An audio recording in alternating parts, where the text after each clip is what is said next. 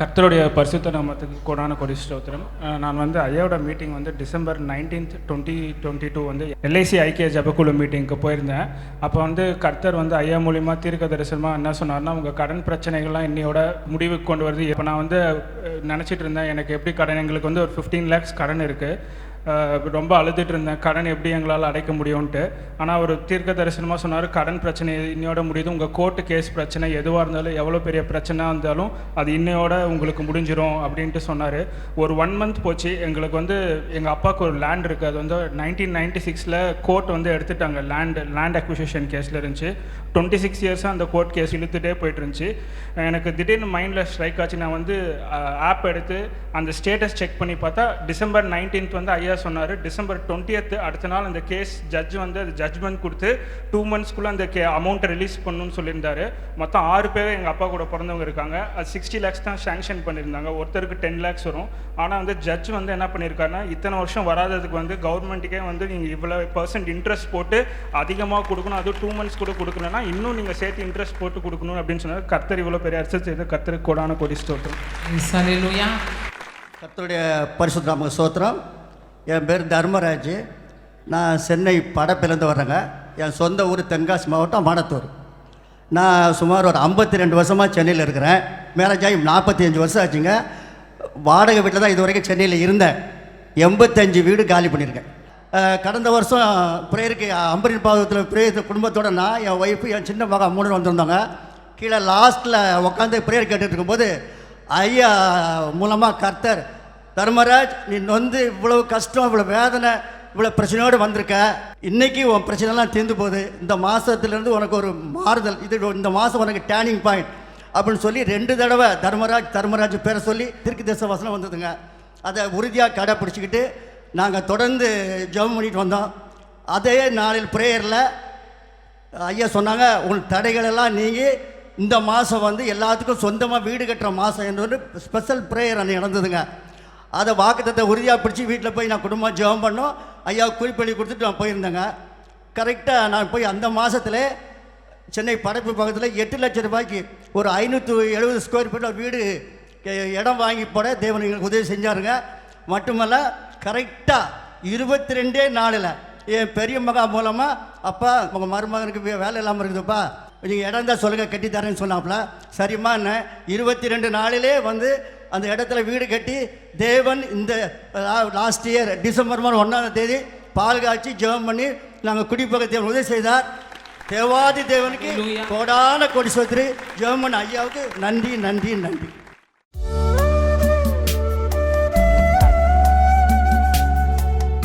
கிறிஸ்துவுக்குள் மிகவும் பிரியமான எனதருமை சகோதர சகோதரிகளே, நம்மை சிருஷ்டித்தவரும் நம்மை உண்டாக்கினவரும் நம்மை ஒருபோதும் மறந்து போகாதவருமாகிய இயேசு கிறிஸ்துவின் உண்மையற்ற நாமத்தினாலே உங்கள் எல்லாரையும் வாழ்த்தி ஆசீர்வதிக்கிறேன். அல்லேலூயா. எல்லாரும் சந்தோஷமா இருக்கீங்களா? இந்த நாளிலும் ஆண்டவருடைய பாதப்படியிலே அமர்ந்து, ஆண்டவரே என் பிள்ளைகளுக்கு என்ன மங்கள வார்த்தை சொல்லி பிள்ளைகளை ஆசீர்வதிக்க இன்றைக்கு பரலோகம் திட்டம் போட்டு வந்திருக்கிறது. நம்மை ஆசீர்வதிக்கும்படி ஆண்டவர் கொடுத்த மங்கள வார்த்தை அப்போஸ்தலனாகிய பவுல் எபேசியருக்கு எழுதின நிருபத்திலே 3ஆம் அதிகாரம் 20, 21 ஆகிய வசனங்கள் இப்படியாய் சொல்லுகிறது. வாசிப்போமா? நாம் வேண்டிக் கொள்ளுகிறதற்கும் நினைக்கிறதற்கும் மிகவும் அதிகமாய் நமக்குள்ளே கிரியை செய்கிற வல்லமையின்படியே நமக்கு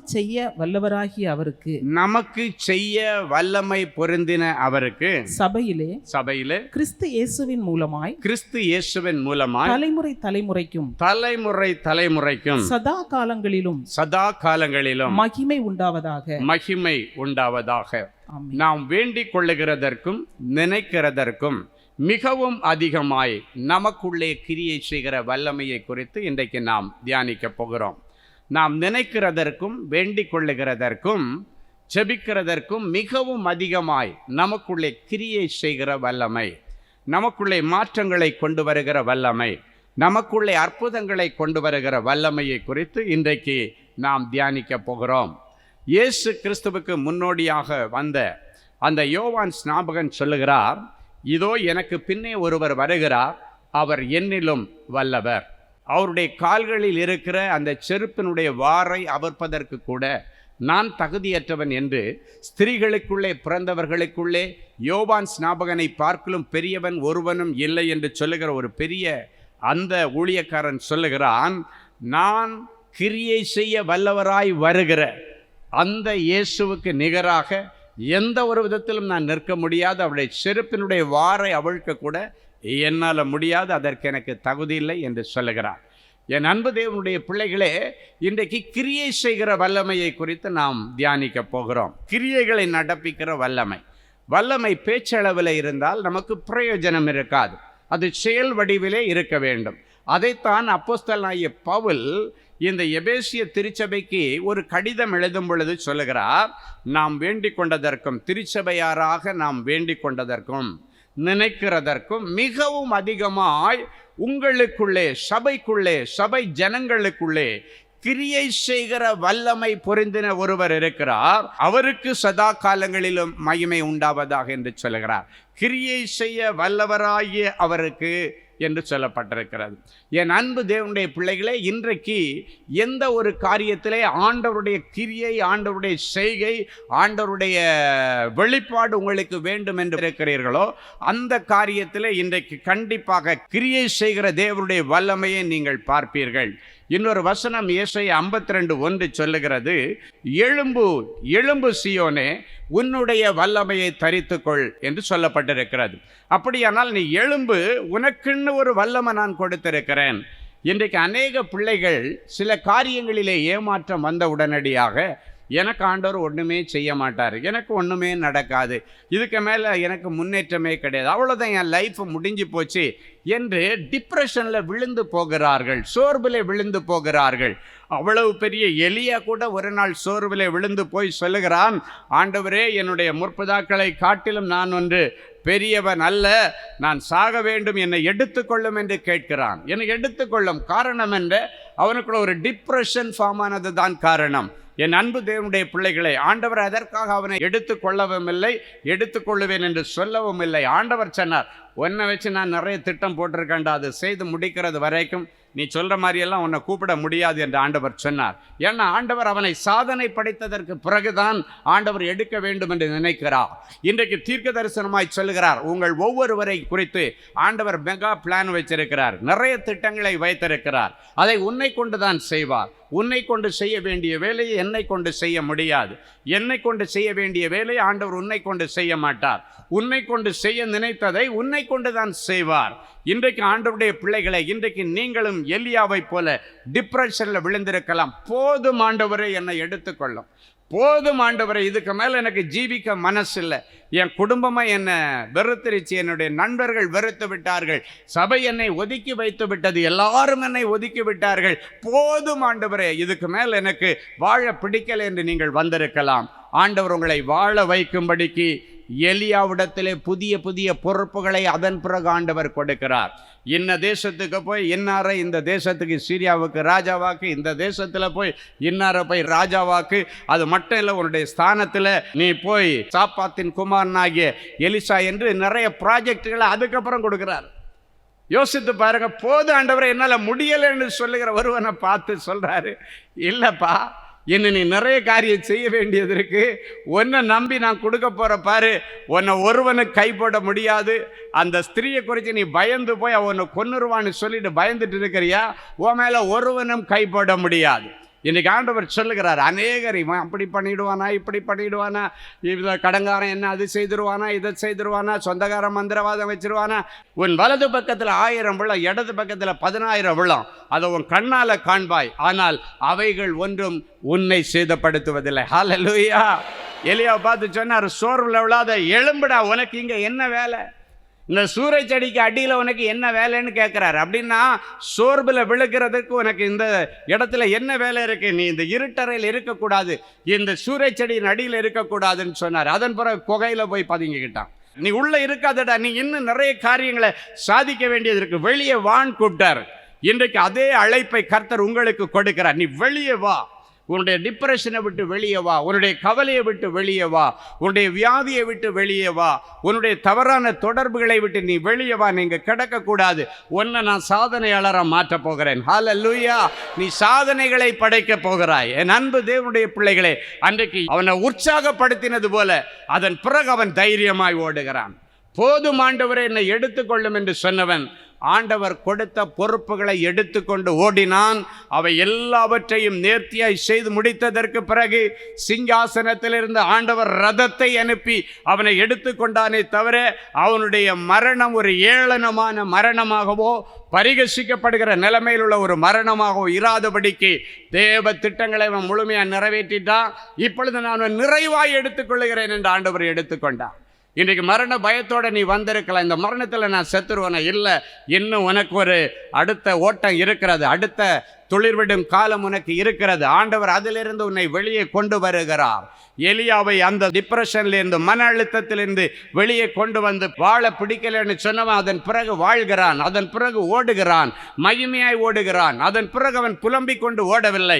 ஏனென்றால் கர்த்தருடைய வல்லமை அவன் மேலே இறங்கினது, ஆண்டவருடைய வார்த்தை அவன் மேலே இறங்கினது.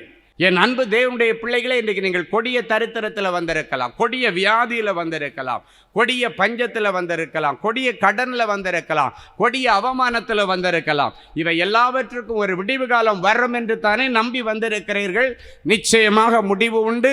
உங்கள் நம்பிக்கை வீண் போகாது. காரணம், இன்றைக்கு நீ நினைத்ததை விட, எதிர்பார்க்கிறதை விட மிகவும் அதிகமாய் செய்கிற ஆண்டவர் சொல்கிறார், எழும்பு எழும்பு சீயோனே, உன்னுடைய வல்லமையை தரித்துக்கொள். உனக்குன்னு நான் ஒரு பவர் கொடுத்திருக்கிறேன், உனக்குன்னு ஒரு வல்லமை கொடுத்திருக்கிறேன், உனக்குன்னு ஒரு திறமை கொடுத்திருக்கிறேன், உனக்குன்னு ஒரு தாளந்து கொடுத்திருக்கிறேன். இதை கொண்டு போய் வியாபாரம் பண்ணு. 5 தாளந்தை வாங்கினவன் அதை கொண்டு போய் வியாபாரம் பண்ணி அதை 10 ஆக்கினான். 2 தாளந்தை வாங்கினவன் கொண்டு போய் வியாபாரம் பண்ணி அதை 4ஆய் மாற்றினான். 1 தாளந்தை வாங்கினவன் அதை கொண்டு போய் புதைத்து வைத்து விட்டு எஜமான் வரும் பொழுது சொல்கிறான், நீ ரொம்ப கண்டிப்பான எஜமான் என்று எனக்கு தெரியும், அதனால எப்போ வந்தாலும் அது நீங்கள் கொடுத்ததை கொடுக்கணும்னு நான் அப்படியே புதைச்சி வச்சுட்டு கொண்டு வந்தேன்னு சொன்னான். அவனை பார்த்து முட்டாளே என்று கேட்டான். என் அன்பு தேவனுடைய பிள்ளைகளை, அநேக பிள்ளைகள் இந்த 1 தாளந்தை வாங்கினவனை போல எடுத்துக்கொண்டு அப்படியே புதைச்சி வச்சுட்டு, என்னிடத்துல ஒன்றும் இல்லை, எனக்கு எந்த தகுதியும் இல்லை, எனக்கு எந்த திறமையும் இல்லை, எனக்கு எந்த அழகும் இல்லை, எனக்கு எந்த சௌந்தரியம் இல்லை, எனக்கு திறமையே கிடையாது, நான் இந்த உலகத்தில் எதுவுமே செய்ய முடியாது என்று நீ சொல்லி கொண்டிருக்கிறது வரைக்கும் உன்னால் ஒன்றும் செய்ய முடியாது. இன்றைக்கு மாற்றி சொல்லி பாருங்கள், பலப்படுத்துகிற கிறிஸ்துவினாலே எல்லாவற்றையும் செய்ய எனக்கு பலன் உண்டு என்று சொல்லி பாருங்கள். எல்லாவற்றையும் செய்கிற பலனையும் தருவார். சாதனைகளை படைக்கக்கூடிய கிருபைகளையும் கர்த்தர் இன்றைக்கு கொடுப்பார். நீங்கள் இருக்கிற லாகால, நீங்கள் இருக்கிற ஃபீல்டில் நீங்கள் எல்லாரும் எழும்பி பிரகாசிக்கிறதை என்னுடைய தரிசன கண்களிலே ஆண்டவர் காண்பிக்கிறார். இனி அதை உங்கள் சொந்த கண்கள் காணும். வயதாகிவிட்டதே என்று நீ நினைக்க வேண்டாம். வயதானாலும், அந்த வயது போனாலும், அதற்கெல்லாம் அப்பாற்பட்டு உன்னுடைய வயதில் இருந்து கொண்டு உன்னால் என்ன சாதிக்க முடியுமோ அதை சாதிக்க வைக்கும்படி ஆண்டவருடைய அனுக்கிரக கரம் இன்றைக்கு உங்கள் மேலே விழுகிறது. அவருடைய வல்லமை பொருந்தின கரம் உங்கள் மேலே விழுகிறது. அவர் சொல்லுகிறார், நீ நினைக்கிறதை விட, எதிர்பார்க்கிறதை விட, வேண்டிக் கொண்டதை விட மிகவும் அதிகமாய் உனக்கு செய்ய போகிறேன். முதல்ல எழும்பி புறப்படணும். நகோமியுடைய வாழ்க்கையை நீங்கள் பார்த்தீங்கன்னா, அவளும் டிப்ரெஷனில் விழுந்தவ தான், மனம் உடைஞ்சு போனவ. தன்னுடைய புருஷனை இழந்து அதுக்கப்புறம் 2 பிள்ளைகள் இருக்கிற தைரியத்தில் இருந்து இப்போ வயதான விதவையாக இருக்கிறான். ஒரு வீட்டில் 3 விதவைகள், 1 வயதான விதவை, 2 இளம் விதவைகள். நல்ல கவனிங்க. அந்த 2 விதவைகளில் ஒருத்தி உலக பிரகாரமான முடிவெடுத்து விட்டாள். தன்னுடைய மாமியை முத்தம் செய்துவிட்டு, நான் எங்கள் அம்மா வீட்டில் போய் வேறு கல்யாணம் பண்ணிவிட்டு லைஃப்பில் செட்டில் ஆக போகிறேன்னு சொல்லி கிளம்பிட்டாள். ஏன்னா அவங்க மாமியார் ஒரு ஆப்ஷன் கொடுக்குறாங்க, ஏம்மா இந்த சிறு வயதில் ஒரு விதவை கோலம் அப்படின்றது எவ்வளோ பெயின் என்று எனக்கு தெரியும். எனவே நீங்கள் நாம் பட்ட கஷ்டத்தை நீங்கள் படக்கூடாது. அதனால் நீங்கள் சின்ன பிள்ளைங்க, உங்களுக்கு வயசு இருக்குது, இன்னும் நீங்கள் வாழலாம், அதனால் நீங்கள் உங்கள் அம்மா வீட்டுக்கு போயிட்டு வேறு கல்யாணம் பண்ணிவிட்டு நீங்கள் செட்டில் ஆகுங்க என்று சொல்லி ஒரு ஆப்ஷன் கொடுத்தாள். ஒருத்தி உடனடியாக நேராக போய் தன்னுடைய மாமியாரை ஒரு முத்தம் கொடுத்துட்டு அழகாக வீட்டுக்கு போயிட்டா. அவளை குறித்து அதன் பிறகு வேதத்திலே ஒரு இடத்திலும் எழுதப்படவில்லை. அவள் உலக பிரகாரமாக முடிவெடுத்துட்டு அவள் போயிட்டா. ஆனால் இன்னொருத்தி பெயர் ரூத். அவள் சொல்லுகிறாள், நான் உங்களை விட்டுட்டு எங்கேயும் போகிறத பற்றி நீங்கள் பேசக்கூடாது. அவள் சொல்கிறா, உம்முடைய தேவன் என்னுடைய தேவன். எப்போ உங்கள் வீட்டுக்கு நான் வாழ்க்கப்பட்டு வந்தனோ, அது வாழ்ந்தாலும் சரி விழுந்தாலும் சரி, கடைசி வரைக்கும் இதுதான் என்னுடைய குடும்பம் என்று சொல்கிறா. நான் என்ன கஷ்டப்பட்டாலும் பரவாயில்ல, உங்கள் தெய்வம் என்னுடைய தெய்வம், உங்களுடைய குடும்பம் என்னுடைய குடும்பம்னு சொல்லிவிட்டு நீங்கள் எங்கே போகிறீங்களோ அங்கே நான் உங்கள் கூட வர்றேன்னு சொல்லிவிட்டு அவள் அழகாக தன்னுடைய மாமியாரோடு புறப்பட்டு விட்டாள். எங்கே போகிறா? ஆகாரம் கிடைக்கிறது பெத்லகேமிலே என்று சொல்லி கேள்விப்பட்டு சொந்த ஊரில் போய் செட்டிலாக போகிறாங்க. டிப்ரெஷனில் கிடந்தவ, நான் இப்படியே போகிறேன் எங்கள் அம்மா வீட்டுக்குன்னு சொல்லி அவன் கிடைக்கவில்லை. தன்னுடைய மாமியுடைய சுகவாழ்வை விரும்பி அவள் எழும்பி புறப்பட்டாள். புறப்படும் பொழுது ஆண்டவர் அவள் மேல் கிருபையாயிருந்து அவருடைய வல்லமை அவர் மேல் அனுப்பினார். போன இடத்துல பாருங்க, அவன் நினச்சி பார்க்காத ஒரு நல்ல லைஃபு, நல்ல ஒரு வாழ்க்கை, நல்ல அழகான ஒரு புருஷன், நல்ல பிள்ளை, அதுவும் அந்த கோத்திரத்தில் இயேசு பிறக்கக்கூடிய ஒரு பெரிய பாக்கியத்தை அவள் அடைந்தாள். காரணம் என்ன? அவள் விழுந்து கிடந்தவள் எழுந்து புறப்பட்டாள். இன்னைக்கு விழுந்து கிடக்கிற நீ எழுந்து புறப்படு. இருக்கிற கொஞ்சம் பலத்தில் எழும்பி போன்னு ஆண்டவர் சொல்லுகிறார். உனக்கு இருக்கிற இந்த பலத்தோட போ, உன்னை அனுப்புகிறவர் நான் அல்லவா? பல அரியஸ் வச்சிருக்கிறியா? கவலைப்படாத, இந்த பலத்தோட எழும்பி போ, உன்னை நான் ஆசீர்வதிப்பேன், உனக்கு நல்ல வெற்றியை நான் கொடுப்பேன் என்று கர்த்தர் சொல்லுகிறார். அது ஆண்டவருக்கு லேசான காரியம். பலன் உள்ளவங்களுக்குனாலும் பலனே இல்லாதவங்களுக்குனாலும் உதவி செய்வது என் ஆண்டவருக்கு லேசான காரியம். ஹல்லேலூயா! என் அன்பு தேவனுடைய பிள்ளைகளை, எல்லாம் முடிந்தது என்று சொல்லும் பொழுது ஒரு புதிய ஆரம்பத்தை கர்த்தர் உனக்கு கொடுக்கிறார். ஒருவேளை உன்னுடைய படிப்பு முடிஞ்சிருச்சு, இதுக்கு மேல உனக்கு எந்த கல்லூரியில இடம் கிடைக்காதுன்னு நீ நினைக்கிற, ஆண்டவர் மனசு வச்சா ஒரு கல்லூரி முதல்வருடைய இருதயத்தில் பேசி, உன் பேர்ல என்னதான் பிளாக் மார்க் இருக்கட்டும், அந்த பிளாக் மார்க்கை ஒயிட் மார்க்கா மாற்றி மனுஷர் கண்களில தயவு கிடைக்க என் ஆண்டவர் உனக்கு உதவி செய்வார். இந்த வருஷம் உனக்கு வாய்ப்பு காத்திருக்கிறது மகனே. உன்னுடைய பழைய வாழ்க்கைக்கு முடிவு வருகிறது. நீ நேரத்தையும் காலத்தையும் பிரயோஜனப்படுத்தி நன்றாக படித்து உன் குடும்பத்திலே இனி பொறுப்புள்ள பிள்ளையாயிருப்பார்.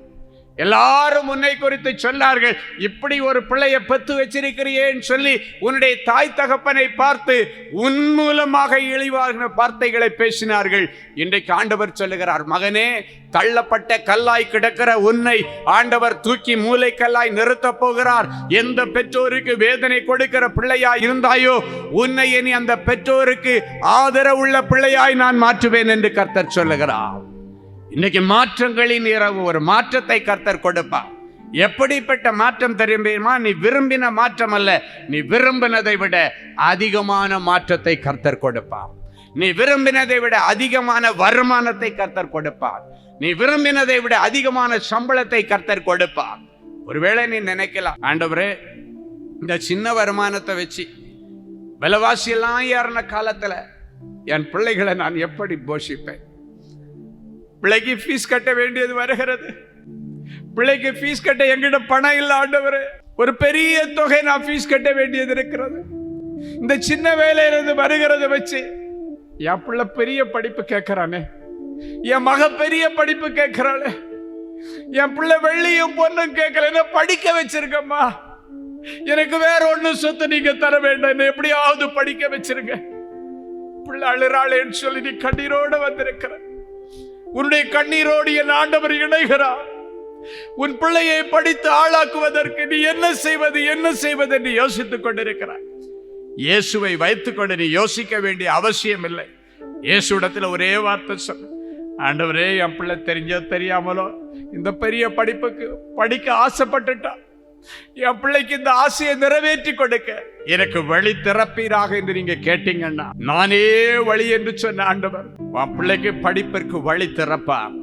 உன் பிள்ளை நல்ல படிச்சு சாதனைகளை படைக்க ஆண்டவர் இன்றைக்கு அனுக்கிரகம் பண்ணுவார். ஹல்லேலூயா! பிள்ளைக்கு கல்யாணம் வச்சிருக்கிறேன், ஏதோ ஆசையில என் பிள்ளைக்கு நல்ல இடம் வந்ததுனால இவ்வளவு போட்டுறேன், இவ்வளவு பணம் கொடுக்குறேன், இவ்வளவு நகை கொடுக்குறேன், என்னென்ன பொருளெல்லாம் கொடுக்குறேன்னு ஆசையில என்னமோ நான் உற்சாகத்துல சொல்லிட்டேன். இப்ப எல்லாரும் என்ன திட்டுறாங்க, எப்படி கொடுப்ப நீ இவ்வளவு? உன் வசதிக்கு சொல்லி இருக்கலாம்ல, உனக்கு வசதிக்கு தகுந்த மாதிரி இதுதான் என்னால செய்ய முடியும் சொல்லி இருக்கலாம்ல, எதுக்கு வாயை விட்ட, எதுக்கு வார்த்தையை விட்ட என்றெல்லாம் சொல்லி உன்னை எல்லாரும் திட்டிக் கொண்டிருக்கிறார்கள். எல்லா தாய்மார்களுக்கும் தகப்பன்மார்களுக்கும் தன் பிள்ளைக்கு நிறைய செய்யணும் என்ற ஆசை இருக்கும். அந்த ஆசை தான் உனக்கும் இருந்தது. இது பேராசையாக மனுஷன் எடுத்துக்கொள்ளலாம். ஆனால் ஆண்டவர் அதை பேராசையை எடுத்துக்கொள்ளவில்லை. உன் பிள்ளையின் மேல நீ வைத்திருக்கிற ஆசையின் நிமித்தம் நீ இதை சொன்னாய் என்று ஆண்டவர் எடுத்துக்கொள்கிறார். இப்ப கூட ஒன்றும் கெட்டு போகல. ஐயோ, என்னுடைய வாக்கை நான் காப்பாற்ற முடியாம போயிருமோ, நான் சொன்னபடி கொடுக்க முடியாம போயிருமோ, அவமானம் வந்து விடுமோ, நாட்கள் நெருங்கி கொண்டிருக்கிறதே என்று யோசித்துக் கொண்டிருக்கிற மகளை நேசி சொல்லுகிறார். உன் மக உனக்கு மட்டுமா மக? என்னுடைய பிள்ளை. அது சிங்காசனத்தில் இருந்த ஒரு தீபத்தை தான் உன் கற்பத்துக்குள்ளே நான் அனுப்பினேன். உன் பிள்ளைய கரை சேர்க்க உனக்கு எவ்வளவு ஆசை இருக்கிறதோ அதை விட ஆசை எனக்கு இருக்கிறது. உன்னுடைய வீட்டு கல்யாணமாய் அல்ல, ஏசப்பா சொல்றாரு, என் வீட்டு கல்யாணமாக நான் எடுத்து உன் பிள்ளையுடைய திருமணத்தை நான் நடத்தி தருவேன். நீ பயப்படாத, நல்லது நடக்கும், நற்செய்திகள் வரும் என்று ஆண்டவர் சொல்லுகிறார்.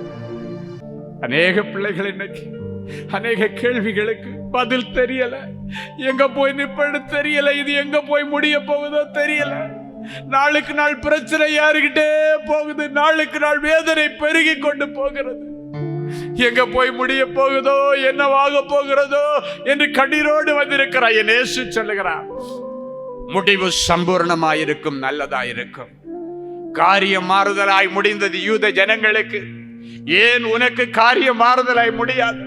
3 நாட்கள் உபவாச ஜெபத்திற்கு பிறகு அழிவின் விளிம்பில் இருந்த யூத ஜனங்களுக்கு சாதகமாக சட்டம் இயற்றப்பட்டது. அவருடைய அழிவு நீங்கி அவர்கள் வாழ்வடைந்தார்கள். இந்த வருஷம் உனக்கும் காரியம் மாறுதலாய் முடியும், சாதகமாய் முடியும். சூழ்நிலைகள் எல்லாம் இன்றைக்கு உனக்கு எதிராக இருக்கிறது. ஆனால் சூழ்நிலைகளை புரட்டி போடுகிற இயேசு உன் குடும்பத்தில் நிறைய நல்ல விஷயங்கள் நடப்பதற்காக, உன் குடும்பத்தில் இருக்கிற கட்டுகளை உடைப்பதற்காக, உன் குடும்பத்தில் இருக்கிற வேதனையை மாற்றுவதற்காக இந்த வருஷம் உன்னை பிரகாசிக்க பண்ண போகிறார். எத்தனை பேர் ஆமென் என்று சொல்ல முடியும்? ஹல்லேலூயா. அன்பின் பரலோக பிதாவே, உமக்கு நன்றி.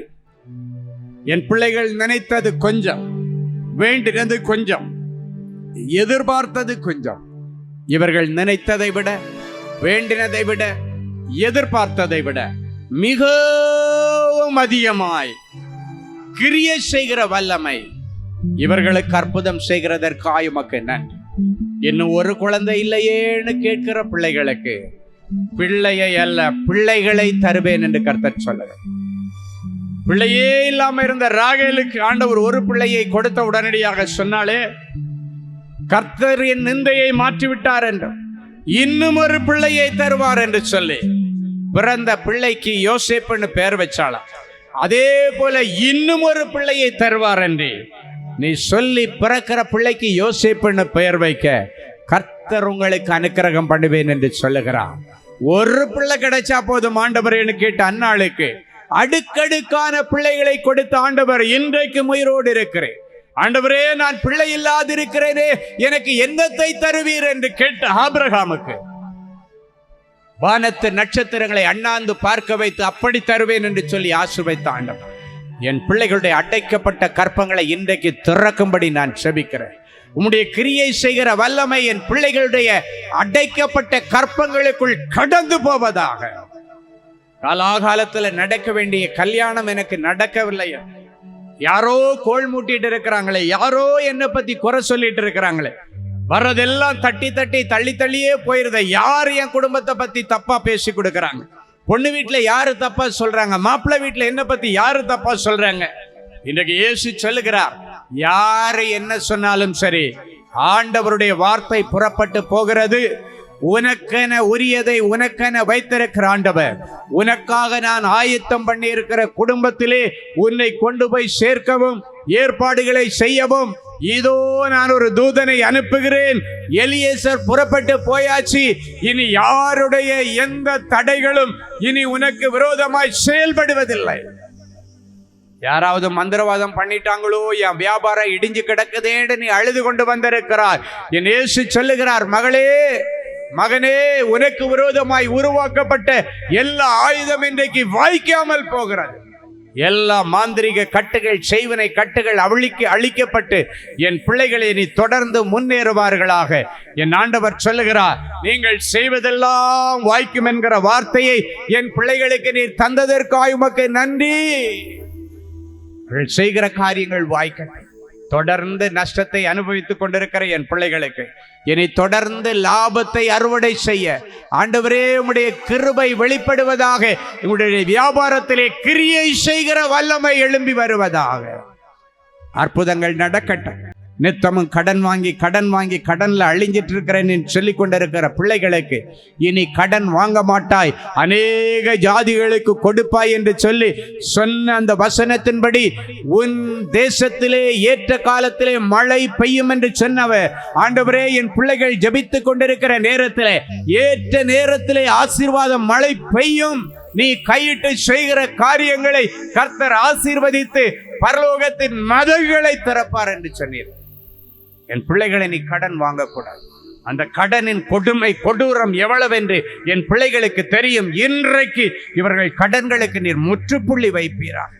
இந்த கடனால சாகிறத தவிர எனக்கு வேற வழி தெரியலன்னு சொல்லிக் கொண்டிருக்கிற மகனே, இந்த கடனுக்காக நான் ஊரை விட்டு ஓடுறதை விட எனக்கு வழி தெரியலன்னு சொல்லிக் கொண்டிருக்கிற மகனே, இன்றைக்கு இயேசு சொல்லுகிறா, நீ எங்கேயும் ஓட வேண்டாம். நீ இருக்கிற இடத்துல உன்னை நான் ஆசீர்வதிப்பேன். நீ இருக்கிற இடத்துல உன் கைகளின் பிரயாசத்தை நான் ஆசீர்வதிப்பேன். இனி கூடையாய் மிச்சமெடுத்து கடன்களை அடைத்து மீந்ததை கொண்டு நீயும் உன் பிள்ளைகளும் இனி திருப்தியாக வாழ்வீர்கள் என்று ஆண்டவர் சொல்லுகிறார். நிறைஞ்ச மனசு என் பிள்ளைகளை ஆசீர்வதிக்கும் இயேசுவின் மூலம் பிதாவே. ஆமென், ஆமென். கிறிஸ்துவுக்குள் அன்பானவர்களே, ஆண்டவராகிய இயேசு கிறிஸ்துவின் இனிய நாமத்தில் அன்பின் வாழ்த்துக்கள்.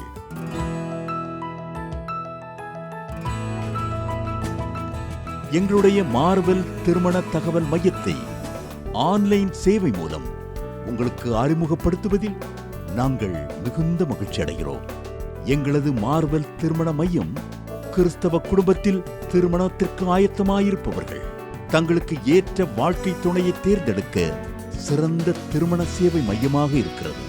மேலும் மார்வெல் திருமண தகவல் மையத்தில் நீங்கள் பதிவு செய்வதற்கு எங்களது இணையதள முகவரி www.marvelmatrimony.com மற்றும் அலைபேசி எண் 7824855999 என்ற எண்ணிற்கு தொடர்பு கொள்ளலாம்.